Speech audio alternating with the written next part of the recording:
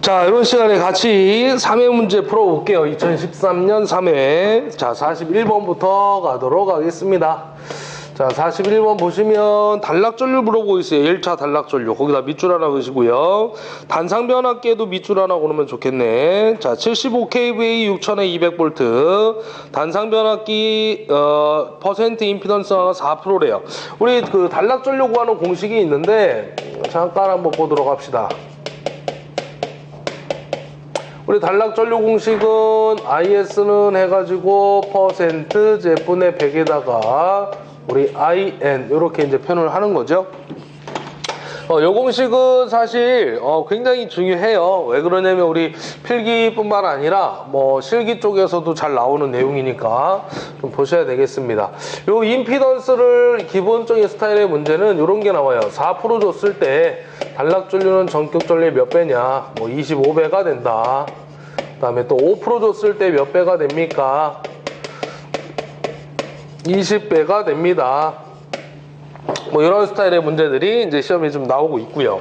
그 다음에 이제 그 전격 전류 값을 갖다가 실제로 안 줬을 때는 우리 단상이냐 삼상이냐에 따라서 공식이 달라지겠죠. 전격 전류 구하는 공식이. 그래서 단상일 때는 V분의 P가 들어가는 거고요. 삼상일 때는 루트 3 V분의 P가 된다 그 얘기예요. 근데 이제 지금은 1차 측에서 단락전류가 발생했다고 그랬으니까 I1S를 구하는 게 목적이 되겠고요. 퍼센트 Z분의 100에다가 전격 전류도 맞춰줘야 되니까 I1N 하고 나오면 될 것 같습니다. 자, 임피던스를 지금 4% 줬으니까 4분의 100이 되겠고요. 전격 전류는 그 단상이니까 V분의 P가 될 것 같아요. 그래서 V는 1차 전격 전압, 얘가 1차에서 단락사고가 발생했으니까 전압도 1차 전압을 넣어줘야 되겠죠. 그래서 6000 넣어주시고, 그 다음에 용량이 75kV니까 항상 기본 단위로 가져야 되겠죠. 10의 3승. 그래서 이거 계산기 누르면 될 것 같습니다. 그래서 이거 누른 값이 얼마 나오냐면 312.5A 나온대요. 그래서 이렇게 해서 답 찾으면 몇 번? 3번인가요? 이렇게 잡아주시면 되겠고요.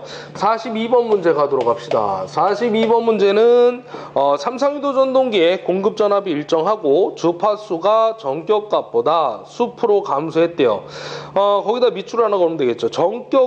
주파수가 감소했다는 얘기죠. 결론은 주파수가 감소했을 때 옳지 않은 것은 하고 물어봤어요. 일단은 이 답만 좀 보도록 할게요. 시간 관계상. 나머지는 여러분들 원래 그 하나씩 원래 다 따로따로 따져봐야 되는데 일단 답만 한번 찾아보도록 합시다. 우리 유도성 리액턴스가 있잖아요. 유도성 리액턴스. XL이라고 하는 놈은 우리 오메가 L이죠. 우리 회로이론 시간에 얘기를 하는데 오메가 L은 우리 2파이 FL이라고 얘기할 수가 있겠죠. 우리가 이건 결론은 누굴 얘기하는 거냐면 우리 기기에서 누설 리액턴스와 똑같다라고 보시면 됩니다. 우리 코일에 L이라는 성분이 있을 때 L이라는 성분이 있었을 때 전류가 흐르게 되면 손실이 발생되거든요. 이걸 갖다 우리가 뭐라고 하느냐? 누설 리액턴스라고 얘기할 수가 있겠습니다.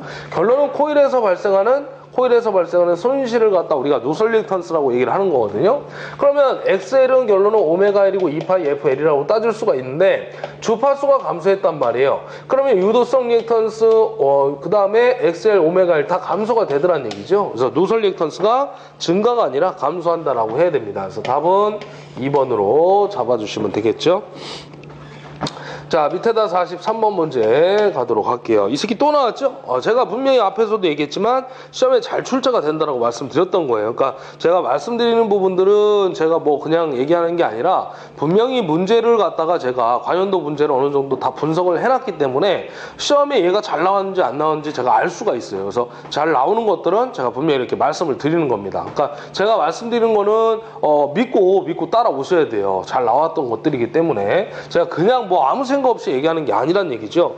자, 원선도 작성 시 필요한 기본량이 아닌 거 물어봤는데 이거 앞에서도 했잖아요. 원선도 작성 시 제가 뭐 나왔다고 해서 그냥 뭐 앞에서 했으니까 그냥 보시면 됩니다. 뭐 이렇게 얘기를 안 해요. 다시 한번 정리해 드릴 거야. 작성 시 필요한 시험이 있잖아요. 그러니까 계속해서 나오는 것들은 정리를 매번 할 거예요. 문제 풀이할 때마다. 그러니까 그때 여러분들이 항상 머릿속에 생각을 해두시고 또 모르는 순간 놓쳤다 하더라도 앞에서 또 계속 얘기를 할 거니까 문제 풀이하면서 계속해서 각인을 시켜드릴 테니까 꼭 암기를 하시면 될 것 같습니다. 작성 시 필요한 시험이 아닌 거 하고 물어보면 하나밖에 없다고 그랬잖아요. 무조건 슬립 추정이죠. 그럼 일단 답은 벌써 나왔죠. 답 몇 번이냐면 2번이잖아요. 2번. 그리고 세 가지가 누가 있다고 그랬어요. 첫 번째 우리 권선에 저항 측정 시험이 있다고 그랬잖아요. 저항 측정 시험. 그죠? 두 번째는 누가 있어요? 우리 무부하 시험. 다른 말로는 개방 시험이 되겠죠. 또 하나가 누가 있었죠? 세 번째로 우리 구속 시험이 있었죠. 그래서 답 2번으로 체크하시면 됩니다. 그래서 변압기 등가위로 작성 시 필요한 시험도 세 가지 다 똑같다고 했잖아요. 단 세 번째 구속 시험이 뭘로 바뀌어요? 단락 시험으로 바뀌는 거죠. 단락 시험. 자, 44번 가도록 합시다. 이 새끼 드디어 또 나왔네. 지금 방금 얘기했던 게 44번이잖아요. 변압기 등가위로 작성에 필요하지 않은 시험.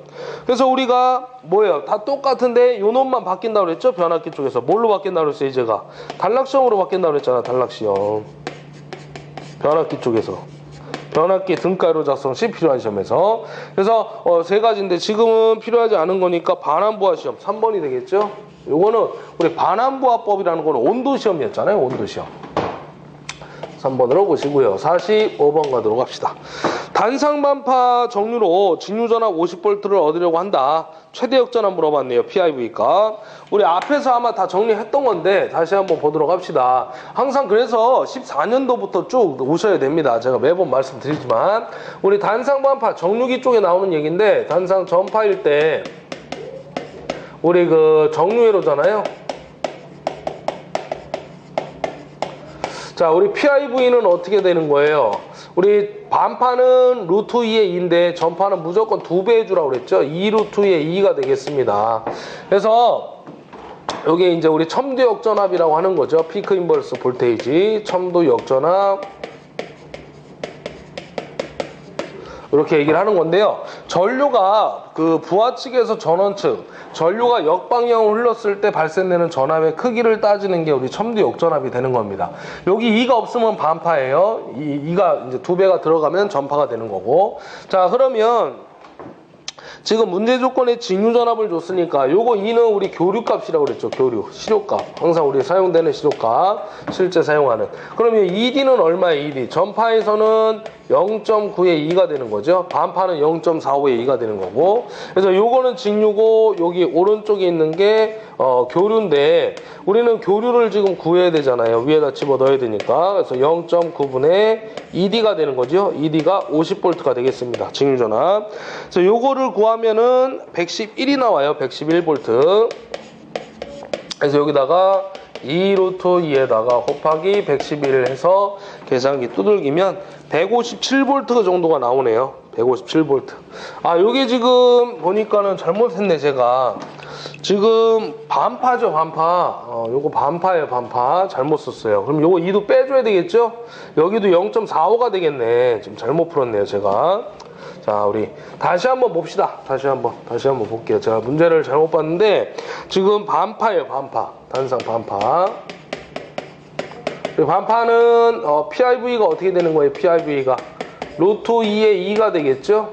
그래서 요거 첨도 역전압이라고 했던 건데 2D는 반파니까 0.45에 2가 되는 거고요. 그렇죠. 2를 갖다 구하면 되는 거예요. 그래서 0.45분의 2D니까 50. 요게 111V가 나온다 그 얘기예요. 그래서 여기 루트 2에다가 111 곱하면 157V하고 나온다 그 얘기였죠. 예, 제가 문제를 잘못 봤네요. 그래서 답 3번으로 체크해 주시면 됩니다. 그죠? 전파면 2배 해주라는 얘기야. 2 루트 2의 2. 그 다음에 여기도 0.9의 2 하고 나오면 되겠죠. 자, 3번이었고요. 그 다음에 46번 가도록 하겠습니다. 자, 이거 좀 까다로운 문제라고 보시면 되는데 전압비가 3300대 110V 1차 누설 임피던스가 Z1을 줬는데 어떻게 줬냐면요. Z1 값을 갖다가 복소수로 줬어요. 12 플러스 J에 13 줬네요. 이렇게 줬고요. 그 다음에 Z2 값을 갖다가 얼마 줬냐면 2차 두설의 임피던스 해가지고 0.015 플러스 J에다가 0.013 줬어요. 0.0135 이렇게 주고 있습니다. 자, 요 상태인데요. 1차로 환산된 등가 임피던스를 물어보고 있어요. 1차로 환산했을 때 등가 임피던스. 우리가 저거 임피던스 환산 얘기를 좀 해볼게요. 2차를 갖다가 1차로 환산하려면 어떤 결과가 나오는지 한번 해봅시다. 자, 1차로 환산할 거니까 Z1이라고 써주면 돼요. 그럼 Z1은 I1분의 V1이라고 쓸 수가 있겠죠. 그런데 항상 우리는 2차 값으로 이제 바꿔보자는 얘기야. 왜냐면 2차를 1차로 환산해야 되기 때문에 1차 값은 Z1이라고 썼지만 오른쪽에는 Z2, 2차 임피던스가 와야 돼요. 그래서 2차를 1차로 환산할 때 임피던스를 나타낸다는 얘기거든요. 그러면 우리 권수비 공식을 보게 되면 일단 전압비는 V2분의 V1이 되는 거고요. 전류비는 반대라서 I1분의 I2가 되는 건데 우리가 V1을 갖다가 V2로 쓰려면 A에다 V2라고 쓸 수가 있겠죠. 그죠? 공식에서 V1은 A 곱하기 V2니까 2차 전압에다 권수비를 곱해야 1차 전압이 나온다 그 얘기예요. 그럼 I1은 반대로 A분의 I2가 되는 거죠. 그럼 요거를 정리하면 요 번분수니까 어떻게 돼요? A가 두 개니까 A제곱에다가 I2분의 V2 이렇게 쓸 수가 있어요. 그럼 A제곱에다가 요걸 한번 보면 I분의 V는 Z잖아요. 근데 2차니까 얘도 2차 이렇게 나타낼 수가 있다는 얘기예요. 그래서 2차를 1차로 환산했을 때 임피던스 Z1이란 놈은 2차 임피던스에다가 뭐를? 권수비의 제곱을 곱해야만 똑같은 값이 나온다 그 얘기예요. 그래서 제가 하고 싶은 얘기는 요런 방법으로 이 임피던스를 갖다가 해결을 해주면 되는데 지금은 복소수로 나타냈다는 얘기죠. 그럼 이거를 갖다가 자 요렇게 쓸 수 있겠네. 얘가 R1이 되는 거죠. 실수가. 그 다음에 허수가 X1이 되는 거고요. 그 다음에 2차 임피던스도 요게 R2가 되는 거고요. 실수니까. 허수 쪽에 있는 놈이 X2가 된다는 얘기죠. 자 그러면 저항을 갖다 먼저 환산을 한번 해봅시다. 그럼 어떻게 될까요? 자, 첫 번째 여기서 한번 저항을 환산을 해볼 건데 우리 2차를 1차로 환산했을 때 R1이라고 할까요? 뭐 R-라고 합시다. R-. 거기 R-라고 나타냈으니까 그러면 똑같은 방법으로 하면 돼요. R1 플러스 A제곱에 R2를 이용해서 구하시면 된다 그 얘기야. 그 다음에 마찬가지죠. 리액턴스분도 2차를 1차로 환산할 때 X-라고 놓으면 X1 플러스 A제곱에 X2 요걸 이용해가지고 실수는 실수끼리 묶고 허수는 허수끼리 묶어가지고 결론을 내주면 된다 그 얘기입니다. 자 그럼 한번 해보죠. R1이 얼마냐면 12예요. 플러스 A를 갖다 구해야 되는데 A는 여기서 한번 구해볼게요. 자 전압비를 그대로 이용하면 되니까 110분에 얼마예요? 3,300을 넣어주면 돼요. 그럼 여기 구하면 A가 얼마냐면 30 나오다는 얘기죠. 30. 그럼 여기다 이제 집어넣으면 돼. 그럼 30의 제곱 곱하기 R2가 얼마냐면 13이죠? 네, 요거 누르면 되죠. 그래서 요게 얼마 나오냐면 25.5가 나온대요. 25.5. 요게 이제 실수부가 되는 거죠. 실수. 그 다음에 여기 허수 쪽 한번 가봅시다. X1이 얼마냐면 13 플러스 A는 똑같죠? 30의 제곱. 그 다음에 2차 리액턴스가 0.013이에요.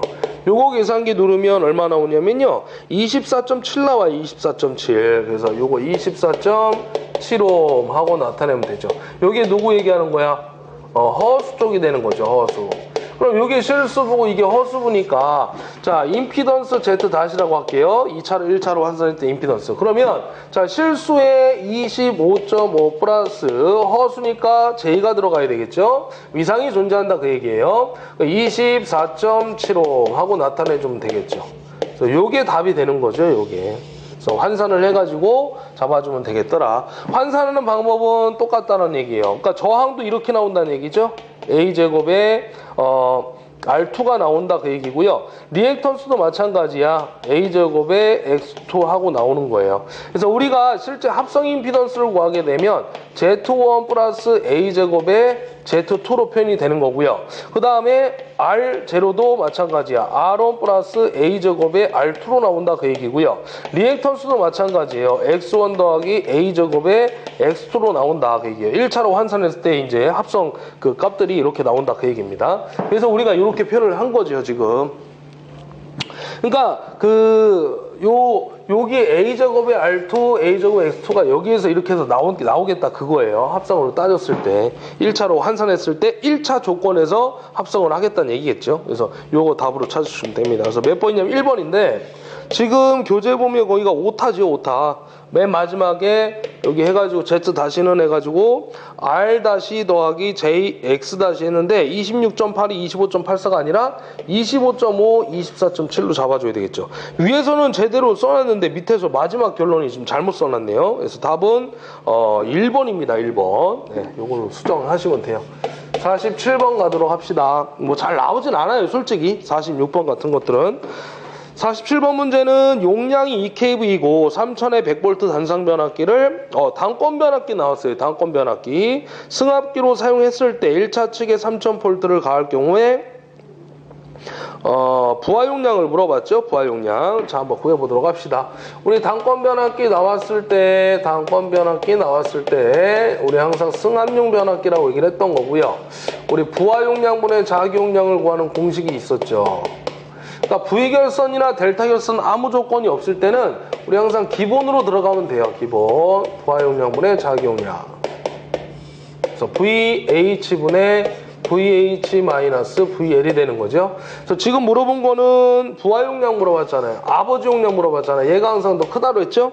그럼 2보다는 더 커지겠지. 그래서 자, 한번 써볼게요. 부하 용량은 자, 이렇게 곱하는 거니까 VH-VL분의 VH에다가 자기 용량을 곱해주면 될 것 같아요. 자기 용량. 자, 그러면 높은 전압을 얼마 넣어줘야 될까요? 높은 전압을. 지금 보면 그 높은 전압을 안 줬어요. 그죠? 1차 측이 3000V를 가했다고 그랬는데 요건 낮은 전압이죠. 2차가 승합이니까 높은 전압이 되는 거예요.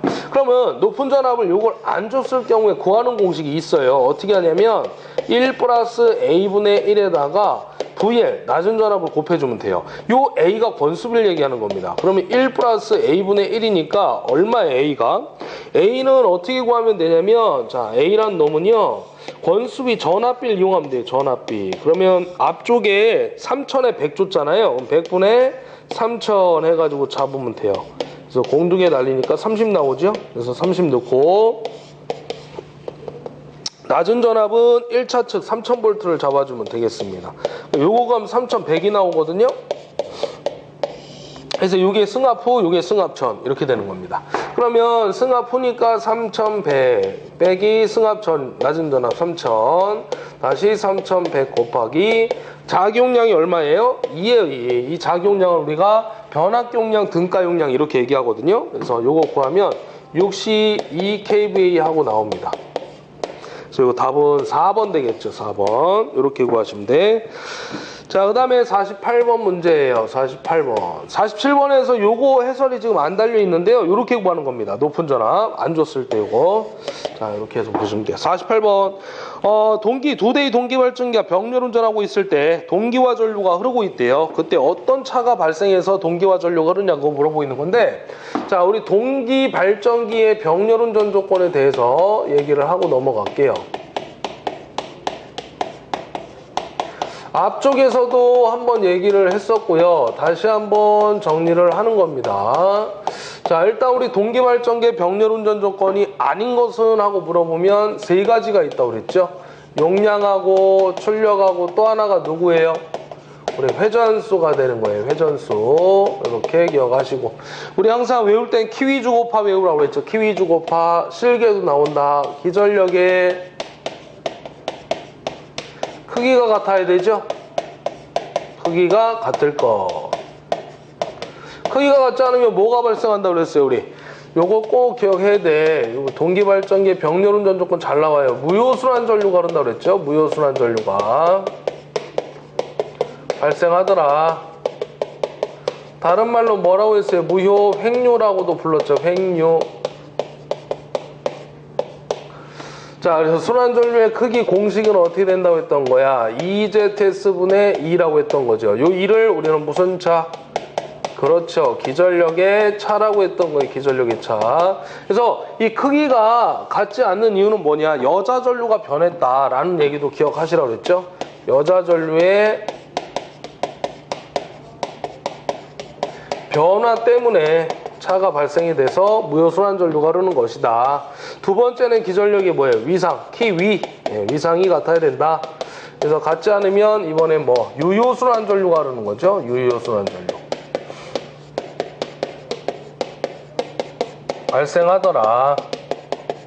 자, 이것도 마찬가지예요. 유효순환전류를 우리 다른 말로 유효횡류라고 했죠. 또는 뭐라고 되어 있어요? 우리 동기화전류라고도 불렀을 거야. 다 같은 얘기가 되겠고요. 이때 유효순환전류의 크기는 어떻게 돼요? 동기화전류 이렇게 Z S분의 2에다가 사인의 2분의 우리 델타였죠? 순환전류의 크기. 그리고 여기 두 가지 전력이 나오죠? 수전력하고 앞에서 한번 풀어봤었죠? 우리 서로 주고받는 전력.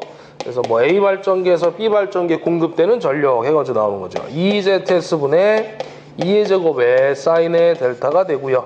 킬로와트니까 우리 10의 마이너스 3승 잡아준다 그랬어. 요거는 상전압이라는 거 꼭 기억하라고 그랬고, 그 다음에 또 하나가 동기화력이 나오는 거죠. 동기화력. 그래서 P는 똑같아요. 앞에는 2ZS분의 2의 제곱에 코사인 델타가 되시는 거야. 그 다음에 세 번째 조건은 뭐예요? 기전력의 키, 주파수가 같아야 되죠. 주파수가.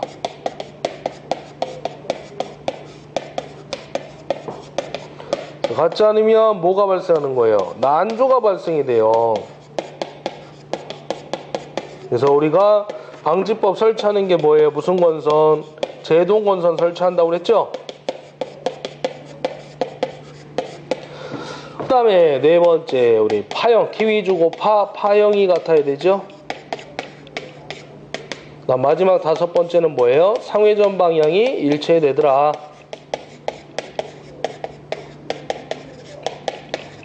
요렇게 다섯 가지 기억을 해주시면 되는 겁니다. 그래서 요거 답은 몇 번이에요? 동기화전류가 흘렀다. 그죠? 위상차가 발생했다는 얘기잖아요. 그래서 답 2번 되겠습니다. 2번. 자, 이렇게 해서 48번까지 했고요. 자, 칠판 정리하고 49번 또 가도록 할게요.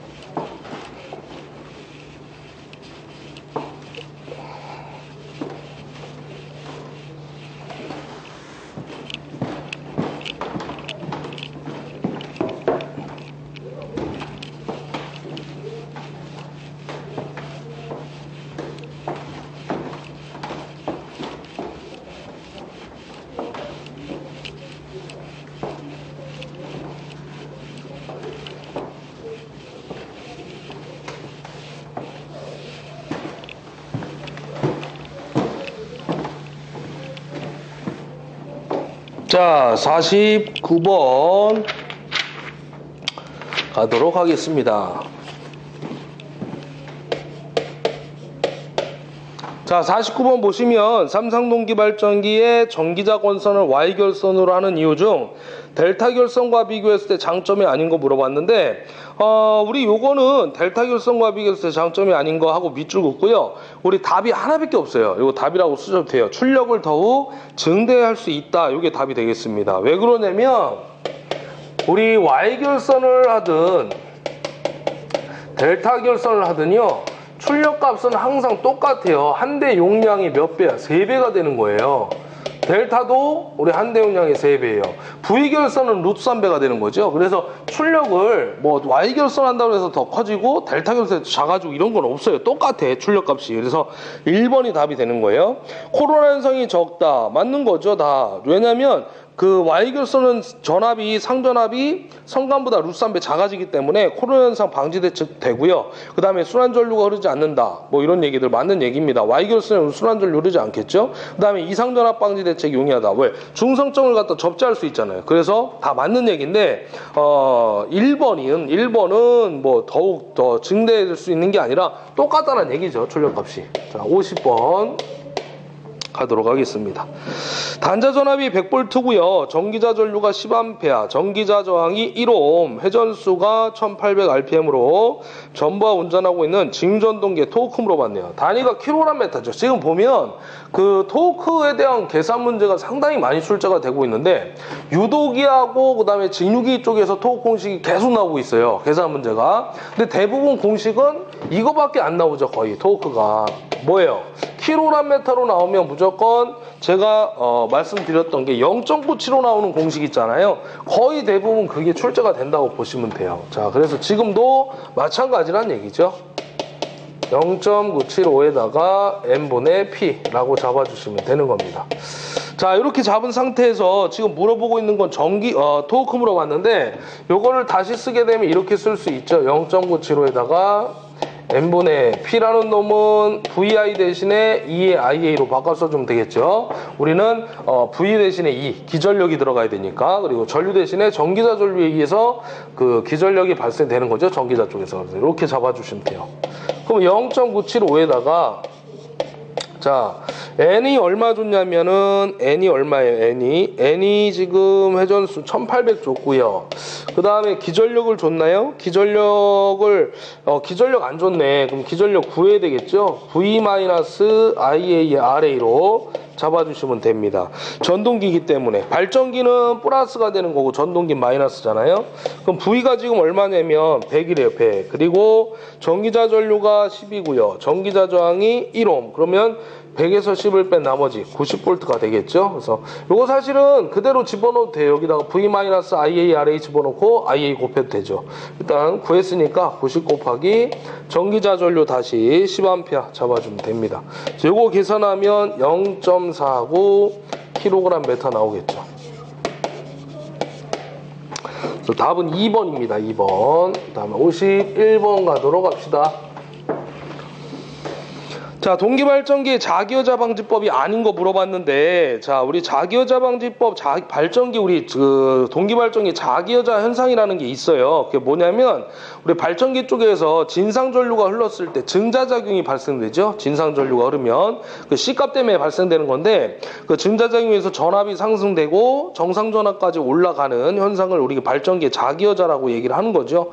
그래서, 어떻게 하냐면요. 방지법이 아닌 거 물어봤는데, 발전기 2대 또는 3대 병렬 접속한다. 맞는 얘기고요. 동기조상기 접속한다. 우리 동기조상기가 그 역류를 조절하는 거거든요. 진상, 지상으로. 그 다음에 변압기 접속한다. 수전단에. 맞는 얘기고. 발전기 단락비를 크게 해줘야 되겠죠. 4번. 이렇게 틀렸다는 얘기입니다. 단락비는 무조건 클수록 좋은 거예요. 안정도 측면에서 좋고 여러 가지로 봤을 때 다 장점입니다. 단락비는 무조건 크게 해야 된다라는 것을 기억해 주시면 됩니다. 그래서 답은 4번이 되겠죠. 자, 그 다음에 52번 보도록 하겠습니다. 52번 문제. 균합선을 설치하여 병렬 운전하는 발전기 물어봤는데 우리 균합선을 설치하는 목적이 있죠. 이 균합선을 갖다가 설치하는 목적이 있는데 이 균합선의 설치 목적이 뭡니까? 라고 물어보면 우리 병렬 운전을 안정하게 운전하기 위해서 얘를 갖다가 설치를 해주는 거예요. 병렬 운전을 안정하게 운전을 하기 위해서. 그래서 우리가 얘를 갖다 어디다 설치하냐면 중권 쪽에다 설치를 한다는 얘기죠. 중권에다가. 파권에서는 직렬권이기 때문에 설치를 안 합니다. 중권은 병렬권이기 때문에 설치를 하는 것이고. 근데 얘를 갖다 이제 어디다 설치하는 거냐면 우리 그 전압 변동률의 부호가 마이너스로 나오는 놈들이 있어요. 걔가 누구냐면 직권하고 복권 형태가 되는 건데 또는 이제 과복권 형태가 되는 건데 얘네들은 왜 마이너스가 나오냐면 전압 변동률 공식에 의해서 Vn분의 V0 마이너스 Vn 공식을 썼을 때 이 직권과 분권은 부하를 걸면 전압이 떨어져야 되는데 약간 변태성을 가지고 있다는 얘기죠. 부하를 걸면 전압이 계속해서 상승이 돼버리는 거예요. 그러면서 불안정한 상태로 운전이 되더라는 얘기입니다. 얘가 올라가니까 큰 거에서 작은 거 뺐는데 부호가 마이너스가 있죠. 그래서 부호가 직권과 복권에서는 마이너스 형태가 된다라고 보시면 돼요. 그래서 약간 변태성이야, 변태성. 그래서 이 불안정한 상태로 운전이 되는 놈들한테 이 균합선을 설치해서 안정하게 운전을 시키는 목적으로 설치를 해주겠다라고 보시면 되는 겁니다. 그래서 여기에서는 이제 답을 찾게 되면 복권, 직권, 과복권 이렇게 찾으니까 답 3번이 되겠죠. 그래서 옆쪽에다가 여러분들이 써주면 돼요. 직권, 복권, 지금 답은 이제 복권인데 직권과 과복권 추가적으로 잡아주시면 되겠습니다. 이거를 예전에 외울 때는 이제 칙칙폭폭이라고 많이들 외웠죠. 칙칙폭폭. 예. 자, 그 다음에 53번 문제 가도록 할게요. 직류기에서 전기자 반작용이란 전기자 권선에 이르는 전류로 인하여 생긴 자속에 무엇을 영향을 줍니까? 라고 했는데 우리 그 직류기 쪽에서 나오는 전기자 반작용 얘기가 있죠. 이 전기자 반작용이라는 것은 어디에 영향을 줍니까? 라고 물어보면 주자속에 영향을 주는 거예요. 주자속이라고 한다면은 계자극에서 발생하는 자속을 얘기할 것인데 계자극에서 발생하니까 우리 계자극에도 영향이 줄 것이고요. 계자에서 자속이 발생되기 때문에 계자 자속에 영향을 준다라고도 얘기할 수가 있을 것 같습니다. 결론은 주자속, 계자극, 계자자속 다 같은 얘기가 될 것인데 이 주자속에 영향을 주는 현상을 갖다가 우리가 전기자 반작용이라고 얘기를 하는 겁니다. 그래서 결론은 일단 답을 찾게 되면 몇 번이 있냐면 주자속에 영향을 준다, 계자극에 영향을 준다 또는 계자자속에 영향을 준다 라고 했으니까 답은 2번이 되겠습니다. 어떤 식으로 영향이 줄 거냐면 우리가 전기자란 놈은 우리 직류기에서 회전자이기 때문에 가만히 있을 수가 없어요. 전기자는 또 회전을 해가지고 기전력을 발생을 시켜야 되기 때문에 가만히 있을 수가 없는 거야. 그래 이제 회전을 할 수밖에 없는 입장인데 회전을 하려고 하다 보니까 문제가 발생하더란 얘기죠. 여기 이제 계자에서 주자속이 이렇게 만들어질 거예요. 주자속이 만들어지는데 요 내부에 이제 회전자, 전기자가 들어가 있다는 얘기죠. 물론 여기에는 전기자 중성축이라는 놈도 있을 것이고요. 한쪽은 권선을 갖다 들어가는 권선, 그리고 나머지 한쪽은 나오는 권선으로 우리가 잡아주는데 이 들어가는 권선과 나오는 권선에 의해서 전류가 흘러가면 암페의 오른나서 법칙에 의해서 또 다른 자속이 만들어지겠다는 얘기죠. 그래서 이게 돌아나가는 자속이 만들어지는데 이러한 자속들 때문에 주자속에 영향을 주고 있다라고 보시면 되는 겁니다. 그래서 우리가 여기에 이제 이 효과, 이러한 방지법을 갖다가 이러한 것을 갖다가 이 현상을 막기 위해서 우리가 이제 두 가지를 설치하는 거죠. 보상권선과 바로 보극이 되는 겁니다. 그래서 나중에 이제 보상권선과 보극이 나오면 그때 가서 다시 한번 말씀을 드리고요. 일단 주자속에 영향을 주는 거구나 이렇게 보시면 됩니다. 그래서 이제 감자작용이라는 놈도 발생이 되는 거죠. 자속이 감소하니까. 그래서 기전력도 감소하고 발전기 출력에도 감소가 된다. 뭐 이런 얘기들이 되겠습니다. 자, 54번 가도록 할게요. 경보하로 회전 중인 경보에다 밑줄을 하나 걸어주시면 될 것 같고 삼상 농형 유도전동기에서 전원의 세 선 중 한 선이 개방되면 삼상 전동기는 어떻게 되냐 물어봤어요. 두 가지 측면에서 우리가 따져볼 수가 있는데 경부하냐 아니면 과부하냐 두 가지 좀 달라집니다. 과부하, 만약에 부하가 큰 부하가 걸려있는 상태라고 했을 때 만약에 한 선이 개방됐다 그러면 전동기가 정지가 바로 됩니다. 정지되면서 큰 전류가 흘러가겠죠. 왜냐하면 삼상에 똑같은 전류가 평형 상태에서 흐르고 있을 때는 문제가 없는데 만약에 한 선이 개방이 되면 끊어졌다는 얘기라고 볼 수가 있잖아요. 그러니까 회로가 거기는 구성이 안 되기 때문에 전류가 흐를 수가 없는 거야. 그러니까 끊어진 쪽은 전류가 안 흐르니까 나머지 정상적인 선로에 더 많은 큰 전류가 흐를 수밖에 없다는 얘기죠. 그래서 전동기가 이제 소선된다는 얘기고요. 만약에 경부하 상태면은 회전을 정지하는 게 아니라 회전은 계속 됩니다. 근데 이제 부하 전류는 점점 커지게 되겠죠. 그래서 일단은 경부하시라고 했기 때문에 정지가 아니라 회전은 계속한다. 3번이라고 잡아주시면 될 것 같아요. 그래서 3번을 잡아주시고 55번 가도록 하겠습니다. 변압기 내부 고장 검출용 쓰이는 계정기인데 무조건 세 가지를 잡아주시면 돼요. 변압기 우리 내부 고장 보호에 사용되는 계정기는 차동 계정기, 전류 차동 계정기, 비율 차동 계정기를 얘기하는 겁니다. 그리고 부호울지 계정기 이렇게 잡아주시면 되겠죠. 그래서 전류 차동 계정기, 비율 차동 계정기 1번 잡아주시면 됩니다. 우리 계정기별 고유번호로는 전류 차동 계정기, 비율 차동 계정기가 백넘버 87번으로 정해져 있더란 얘기죠. 참고적으로 알아두시면 되겠고요. 자, 그 다음에 56번 가도록 하겠습니다. 자, 56번 문제도 상당히 잘 나오는 문제예요. 자, 우리가 이제 그 델타 결선으로 운전하다가 한 대가 터져가지고 V 결선으로 운전하는 얘긴데, 우리 V 결선으로 운전했을 때 두 가지가 나오는 거죠. 바로 이용률하고 출력비인데요.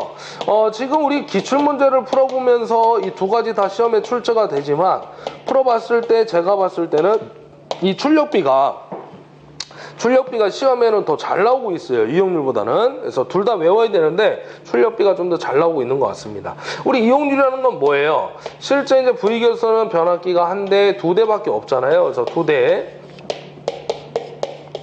대를 이용한다고 했을 때 100%로 잡으면 실제 용량은 우리 V결선 했을 때 한 대 용량이 루트3배가 되는 거죠. 그래서 여기 이제 86.6%가 된다는 얘기고, 출력비라는 거는 고장 전과 고장 후니까 고장 전은 3배죠. 델타 결선이니까. 고장 후는 한 대 용량이 루트3배가 되겠습니다. 그래서 이게 코질질인가요? 57.7% 하고 나온다는 얘기죠.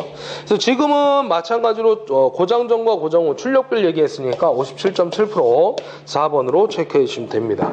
자, 57번 문제 같이 또 가도록 할게요. 전기자 반전을 방지하기 위한 보상권선의 전류 방향 물어봤는데, 아까 했던 얘기예요. 우리 아까 앞에서 몇 번이었냐면 53번이었는데요. 전기자 반작용에 대한 얘기를 잠깐 해드렸을 거예요. 우리 주자속에, 계자극의 계자자속에 영향을 주는 현상이다 라고 얘기를 하면서 그림을 하나 그려드렸죠. 여기 왼쪽에 N극과 오른쪽에 S극을 잡고요. 요 안에 이제 전기자가 있는데, 들어가는 쪽에 권선이 있고 나오는 쪽에 권선이 있다라고 제가 말씀을 드렸을 거야. 그래서 여기는 들어가는 방향 X, 여기는 나오는 방향이 이제 점으로 표현을 한 건데요. 얘가 이제 자속이 이렇게 발생이 되잖아요. 주자속이.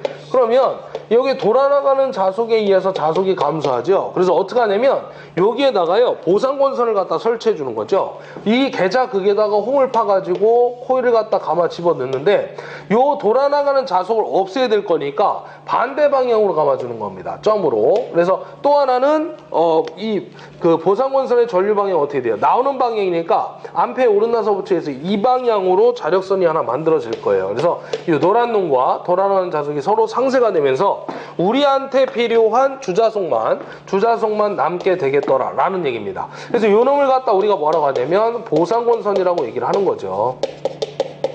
그래서 이 보상권선은 어떻게 감아주면 되는 거예요? 전기자 권선의 전류 방향과 서로 어떤 방향? 그렇죠. 반대 방향이 되는 겁니다. 그래서 전기자 권선의 전류 방향과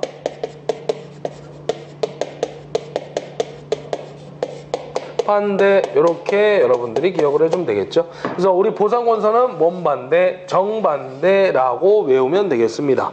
다 외우지 말고 앞에와 뒤에 글자를 따가지고 외우면 될 것 같아요. 정반대 찾으니까 2번밖에 없겠죠. 2번. 자, 58번 문제 가도록 하겠습니다. 동기 임피던스 값과 시동상 같은 것은 하고 물어보고 있는데요. 우리 전기자정은 또 무시한다고 했어요. 자, 볼게요. 우리 동기 발전기 등가이로 쪽에서 나오는 얘기인데, 동기 임피던스 얘기 한번 해보도록 하겠습니다. 우리 ZS라고 쓰죠. 동기 임피던스니까.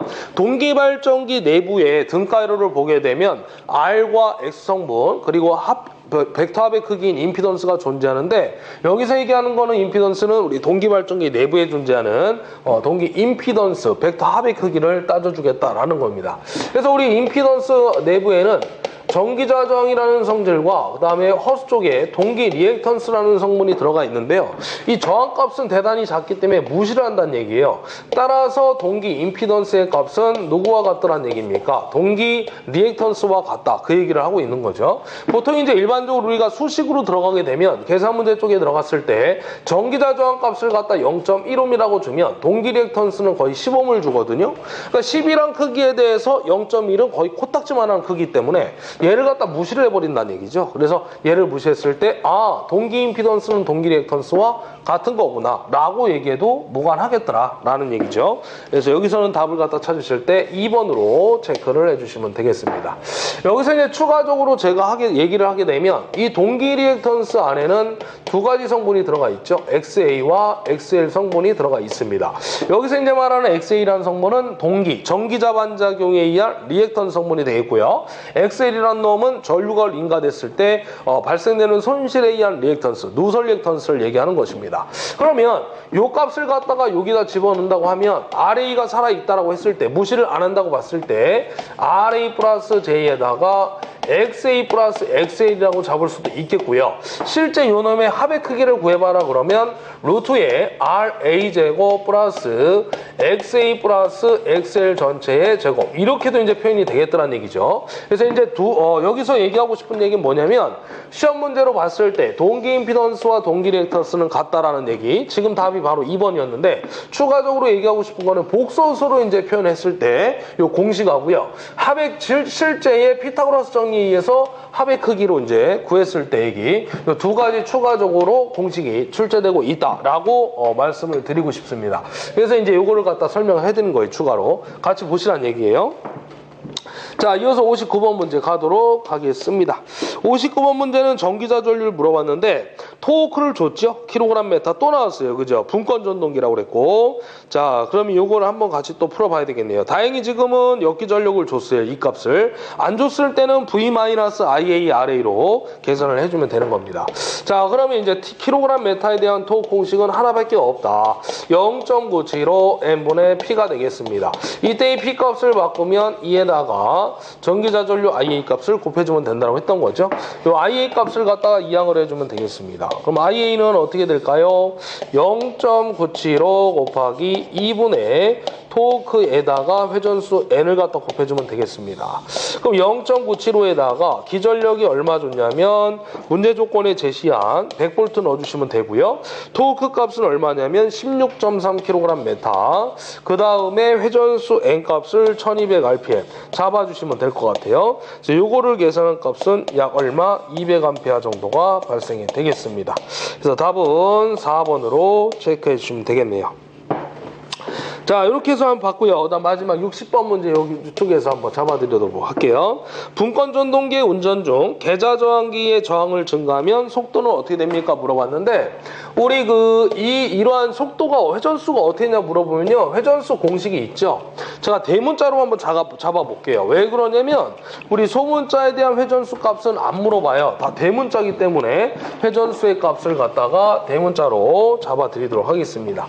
자, 회전수에 대한 공식은 하나밖에 없는데 우리 라지 N은 RPM이라고 따졌을 때 기계적인 상수 K에다가 우리 파이분의 2라고 표현이 되겠습니다. 물론 이때의 역기 전력 값은 두 가지로 나타낼 수가 있는데 분권이나 타여자 전동기가 주어졌을 때는 V-IA-RA가 되겠고요.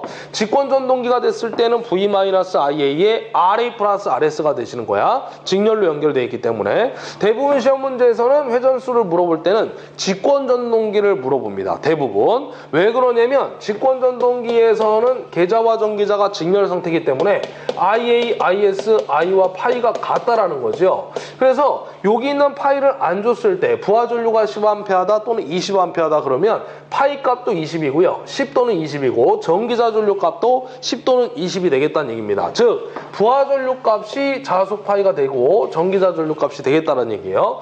그런 조건에 의해서 나온다는 얘기죠. 즉 60을 곱해야만 RPM이 나오겠다라는 얘기입니다. 자, 그런데 지금은 요거 계산 문제는 아니고요. 공식을 이용한 어떤 문제가 될 것인데 우리 파이라는 놈은 항상 원천이 IF, 계좌 전류가 되겠죠. 이때 IF 값은 우리가 오메 법칙으로서 정의하면 RF분의 V로 표현이 되겠습니다. 자, 그럼 여기서 이제 여러분들이 볼 것은 뭐냐면 이 계좌 저항을 갖다가 증가시켰을 때 회전수는 어떻게 됩니까? 라고 지금 물어본 거죠. 그럼 얘가 커지면 계좌 전류는 감소할 것이고 반비례에 의해서 두 놈은 비례니까 딱 마찬가지로 감소. 다시 한번 회전수와 자속은 반비례에 의해서 회전수는 증가할 수밖에 없더란 얘기죠. 이런 관계를 따져주는 겁니다. 지금 문제에서는. 그래서 답이 지금 2번인데요. 앞에서 제가 이거를 아마 얘기한 것도 같고 아닌 것도 같고 그런데 한 번 더 말씀을 드릴게요. 지금까지의 회전수는 어떻게 됩니까라고 물어본 문제는요. 다 증가입니다. 다 증가. 우리 기출문제에 지금 세 문제가 있는데요. 세 문제를 지금 다 나타낸 거예요. 첫 번째 문제는 뭐야? 계좌 저항이 커졌을 때 회전수가 어떻게 됩니까? 증가죠. 계좌 전류가 감소했을 때 회전수 증가죠. 자속이 감소했을 때 회전수 증가죠. 그러니까 기출문제에 나와 있는 세 문제가 있는데 회전수는 지금까지 답은 다 뭐가 됐다? 증가밖에 없었다라는 겁니다. 그래서 시험장 가서 생각이 안 나시면 무조건 증가를 찍어주시면 되겠다라는 거예요. 자, 여기까지 해서 2013년 3회 문제 한번 풀어봤습니다. 그래서 오늘은 여기까지 하고 다음 시간번 때는 또 우리 관련도 기출문제 계속해서 12년, 11년 계속해서 한번 같이 풀어보도록 하겠습니다. 수고하셨습니다.